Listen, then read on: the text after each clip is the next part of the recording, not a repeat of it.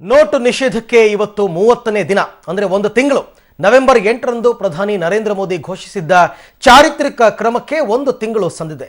ಆದರೆ ಕಾಳಧನಿಕರು ಭ್ರಷ್ಟರ ನಿದ್ದೆಗೆಡಿಸಬೇಕಿದ್ದ ನೋಟಾಸ್ತ್ರ ಮಾತ್ರ ಹಾಳು ಮಾಡಿರತಕ್ಕಂಥದ್ದು ಜನಸಾಮಾನ್ಯರ ನೆಮ್ಮದಿಯನ್ನ. ಮೊದಲಿಗೆ ಎಲ್ಲವೂ ಕೂಡ ಸರಿ ಹೋಗುತ್ತೆ ಅಂತ ಅಂದುಕೊಂಡಿದ್ದ ಜನಸಾಮಾನ್ಯರಿಗೆ ನಿಧಾನಕ್ಕೆ 500 ಮತ್ತು 1000 ರೂಪಾಯಿ ನಿಷೇಧದ ಬ್ರಹ್ಮಾಸ್ತ್ರದ ಏಟು ಏನು ಅನ್ನೋದು ಅರಿವಾಗ್ತಾ ಇದೆ. ಬ್ಯಾಂಕ್ಗಳಲ್ಲಿ ಕ್ಯೂ ನಿಂತರೂ ಕೂಡ ಹಣ ಡ್ರಾ ಮಾಡಿಕೊಳ್ಳೋದು ಹರಸಾಹಸವಾಗ್ತಾ ಇದೆ. ಇನ್ನು ಎಟಿಎಂಗಳು ಬಂದ್ ಆಗಿವೆ. ಎಲ್ಲೇ ಹೋದರೂ ಕಾಣಸಿಗೋದು no cash out of order board.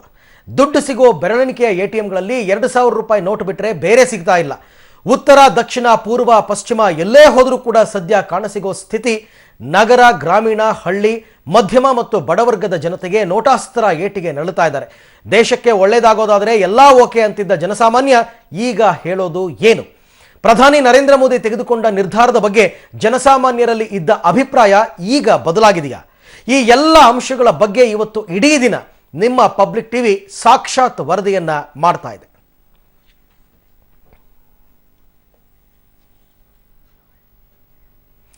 ಇನ್ನು ನೋಟು ನಿಷೇಧದಿಂದಾಗಿ ದಾವಣಗೆರೆಯ ಈರುಳ್ಳಿ ಮಾರುಕಟ್ಟೆ ಕೂಡ ಬಂದಾಗಿದೆ. ಮಧ್ಯ ಕರ್ನಾಟಕದ ಪ್ರಮುಖ ಈರುಳ್ಳಿ ಮಾರುಕಟ್ಟೆಯಾದ ದಾವಣಗೆರೆ ಈರುಳ್ಳಿ ಮಾರುಕಟ್ಟೆಯಲ್ಲಿ ಹಣದ ಅಡಚಣೆಯಿಂದಾಗಿ ಖರೀದಿದಾರರು ಬರ್ತಾನೇ ಇಲ್ಲ. ರೈತರು ಮಾರುಕಟ್ಟೆಗೆ ತಂದ ಈರುಳ್ಳಿಯನ್ನ ಖರೀದಿ ಮಾಡೋರೇ ಇಲ್ಲದಂತಾಗಿದೆ. ಹೀಗಾಗಿ 1 ವಾರಗಳ ಕಾಲ ವ್ಯಾಪಾರವನ್ನ ಸ್ಥಗಿತಗೊಳಿಸಲಾಗಿದೆ. ಬ್ಯಾಂಕ್ನಲ್ಲಿ ವಾರ 24 ಸಾವಿರ ಕೊಡ್ತಾರೆ. ಅದ್ರಾಗ ದುಡ್ಡು ಪೇಮೆಂಟ್ ಮಾಡೋದಾಗಂಗಿಲ್ಲ. ದಿವಸಕ್ಕೆ ನಮಗೆ 15-20 ಸಾವಿರ ರೂಪಾಯಿ ಬಾಡಿಗೆ ಕೊಡಕ್ ಬೇಕು. ಆಮೇಲೆ ರೈತರು 500 ನೋಟು 1000 ನೋಟ್ ಕೊಟ್ಟರೆ ತಗೊಳೋದಲ್ಲ, ಅದೊಂದು ಪ್ರಾಬ್ಲಮ್. ಮೇಲೆ 2000 ರೂಪಾಯಿ ಗಿರಾಕಿಗಳು 2000 ರೂಪಾಯಿ ತರ್ತಾರೆ, ಅವ್ರಿಗೆ 15 ರೂಪಾಯಿ ಕೊಡಕ್ ನಮ್ಮ ಕಡೆಯಿಂದ ಚೇಂಜ್ ಇರೋದಿಲ್ಲ. ಆಮೇಲೆ ರಾತ್ರಿ ಎಲ್ಲ ರೈತರು ಹೂ ಅಂತ ತಿಳಿಸ್ತಾರೆ. ಪಟ್ಟಿ ತೊಗೊಂಡು ಮುಂದೆ ನಮಗೆ ದುಡ್ಡು ಬೇಕು, ಒರಿಜಿನಲ್ ದುಡ್ಡು ಬೇಕು, 2000 ರೂಪಾಯಿ ದುಡ್ಡು ಬೇಕು ಅಂತ ಕೇಳ್ತಾರೆ. ಅಲ್ಲಿಂದ ತರೋಣ. ಅದಕ್ಕೆ ಬೇಡ, ಈ ಸಮಸ್ಯೆ ಮುಗಿಯ ಮಟ್ಟ ಮುಂದಿನ 12ನೇ ತಾರೀಕಿನ ಮಟ್ಟ ನಾವು ಬಂದ್ ಮಾಡೋಣ ಅಂತಂದು ಎಲ್ಲ ತೀರ್ಮಾನ ಮಾಡಿ ಬಂದ್ ಮಾಡೇವಿ. ಇನ್ನು ನೋಟ್ ಬ್ಯಾನ್ ನಿಂದ ತೊಗರಿ, ಕಣಜ, ಕಲಬುರಗಿಯ ಎಪಿಎಂಸಿ ಮಾರುಕಟ್ಟೆ ಮೇಲೆ ಭಾರಿ ಹೊಡೆತ ಬಿದ್ದಿದೆ. ಪ್ರತಿನಿತ್ಯ 5 ಕೋಟಿ ರೂಪಾಯಿಯಷ್ಟು ವ್ಯವಹಾರ ನಡೆಸ್ತಾ ಇದ್ದ ಮಾರುಕಟ್ಟೆಯಲ್ಲಿ ನೋಟು ನಿಷೇಧದ ಬಳಿಕ ವ್ಯಾಪಾರ ಸಂಪೂರ್ಣವಾಗಿ ಕುಸಿದು ಬಿದ್ದಿದೆ.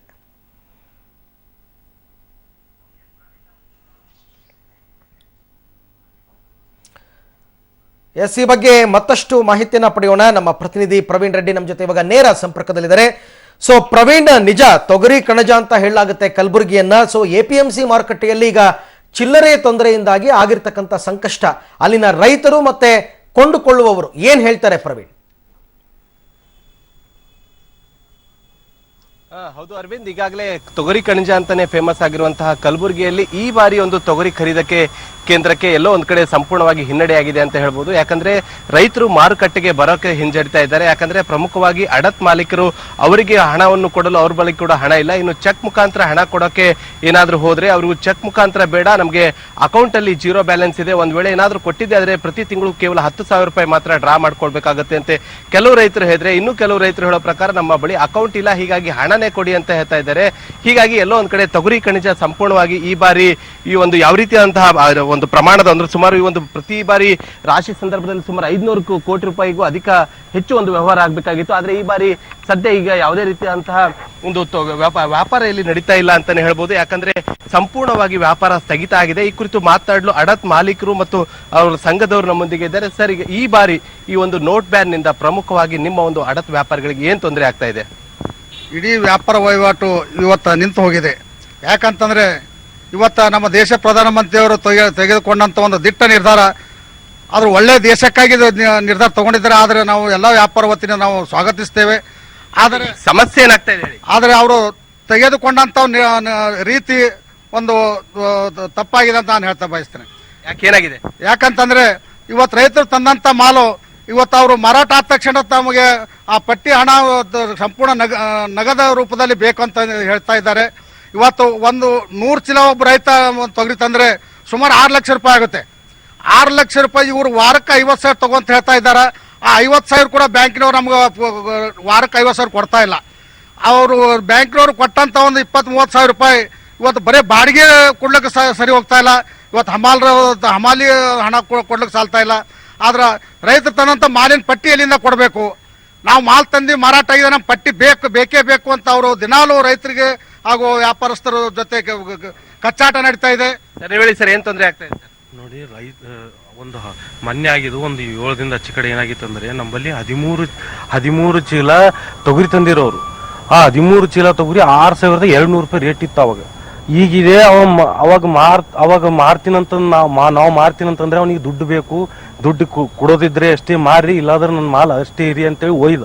ಮತ್ತೆ ಒಳ್ಳಿ ತಂದಿದ್ದಾನ. ಈಗ 5,200 ರೂಪಾಯಿ ರೇಟ್ ಇದೆ ಈಗ. ಅದು ಆಯ್ತು. ಈಗ ಮಾರ್ತೀನಂತಂದ್ರೆ ಈಗನೂ ದುಡ್ಡು ಬೇಕು, ಇಲ್ಲ ಅಂದ್ರೆ ಮತ್ತೆ ಅಷ್ಟೇ. ಈಗ ನಮ್ಮಲ್ಲಿ ಗೋಡಾನಲ್ಲಿ ಅಷ್ಟೇ ಇಟ್ಟಿದ್ದಾನ ಅವನು.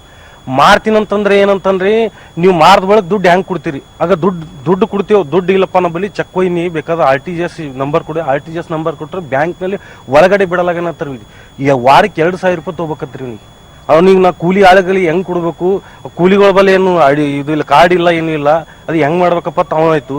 ಅವ 13 ಚೀಲಕ್ಕೆ ಏನಾಗಿದೆ ಅಂದ್ರಿ, ಅವ ಮಾರ್ದ ಬಳಕ ಒಂದು ಚೀಲಕ್ಕೆ 1,500 ರೂಪಾಯಿ ಲಾಸ್ ಆಗಿದ್ರಿ. ಅವ್ನಿಗೆ ಟೋಟಲ್ 20,000 ರೂಪಾಯಿ ಲಾಸ್ ಆಗಿದ್ರಿ. ಅವ್ನು ಬಂದು ನಂಬಲ್ಲಿ ನಂಗೆ ಕೇಳಿದ್ರೆ ನಾ ಹಿಂಗ್ ಮಾಡ್ರಿ, ನೀವು ತಂದಿದಿರಲ್ಲ ಮಾರ್ಲಿ. ನಾವು ನೋಡ್ರಿ ದುಡ್ಡು ಬಂದ್ರ ನಾವು ಮಾರ್ತೀವಿ ಅಂತ ಹೇಳಿ. ನಿನ್ ಬೇಕಾಗಿತ್ತಪ್ಪ ಚೆಕ್ ಒಯ್ಯಿ, ದುಡ್ಡು ನಮ್ಮ ಹತ್ರ ಇಲ್ಲ. 50,000 ರೂಪಾಯಿ ಕೊಡ್ಲಾಗತ್ತಾರ ನಿಂದು ಊರಿಂದ. ನಿಮ್ದು ಒಟ್ಟಾರೆ ಅರವಿಂದ್, ಇಲ್ಲಿನ ಜನ ಹೇಳೋ ಪ್ರಕಾರ ಈ ಒಂದು ನೋಟ್ ಬ್ಯಾನ್ ನಿಂದ ಈ ಒಂದು APMC ಮಾರುಕಟ್ಟೆಗೆ ಭಾರಿ ಪ್ರಮಾಣದ ಹೊಡೆತ ಬಿದ್ದಿದೆ.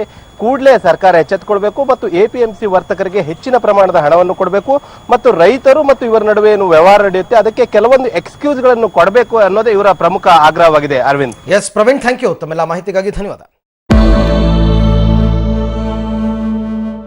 ರಾಜ್ಯದಲ್ಲಿ ಎಲ್ಲಿ ನೋಡಿದ್ರೂ ಕೂಡ ಭ್ರಷ್ಟಾಚಾರ ತಾಂಡವ ಆಡ್ತಾ ಇದೆಯಾ ಅನ್ನುವಂತಹ ಅನುಮಾನ ಎಲ್ಲೆಡೆಯಿಂದ ವ್ಯಕ್ತವಾಗ್ತಾ ಇದೆ. ಮತ್ತು ಕರ್ನಾಟಕ ಭ್ರಷ್ಟಾಚಾರದಲ್ಲಿ ಇಷ್ಟರ ಮಟ್ಟಿಗೆ ಫಾಸ್ಟ್ ಫಾರ್ವರ್ಡ್ ಆಗಿದೆಯಾ?